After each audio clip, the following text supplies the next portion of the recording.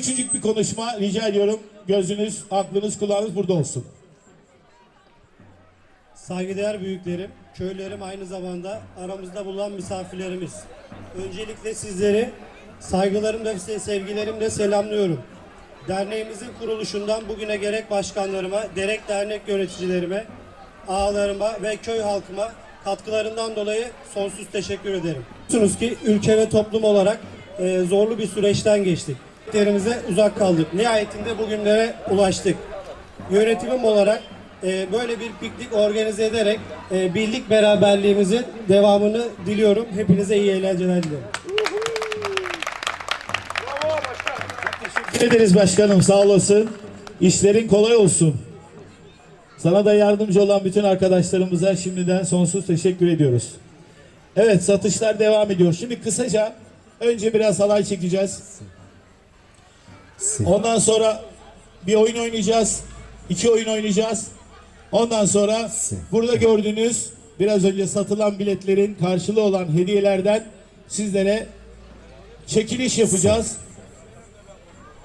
Şimdi bazı gülüşmeler oldu. Arkadaşlar biraz ötüyor biraz.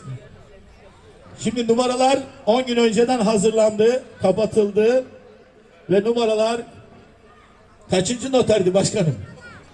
17 Beyoğlu 17. noteri tarafından onaylandı ve böyle sardık. Numaralar bekliyor.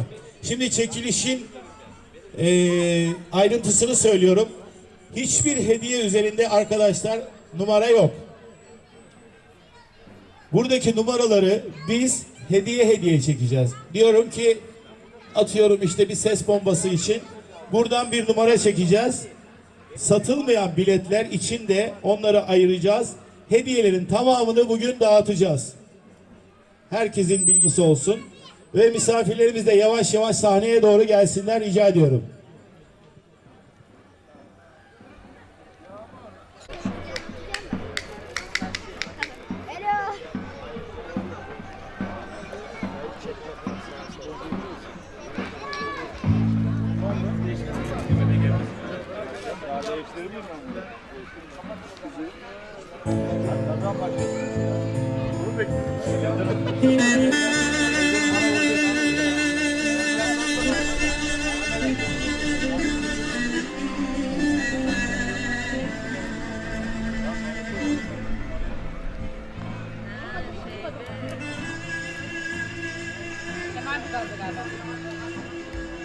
Çayır başında, şeyde yukarıda.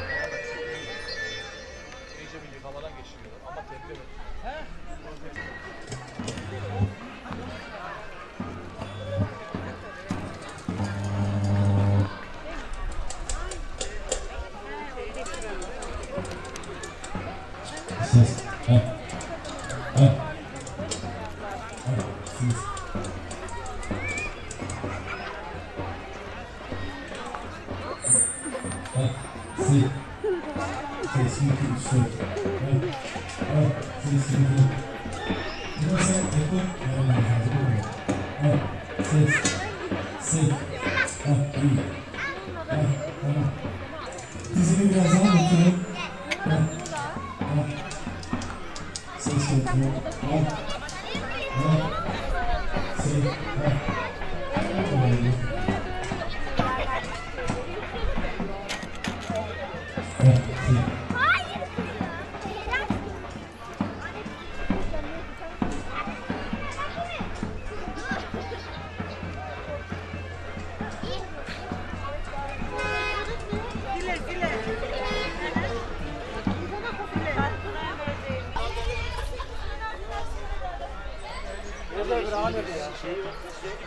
Gel gel gel gel.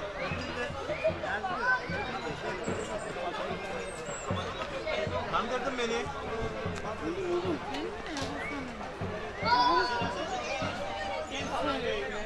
Burayı da kesiyorum, buraya da.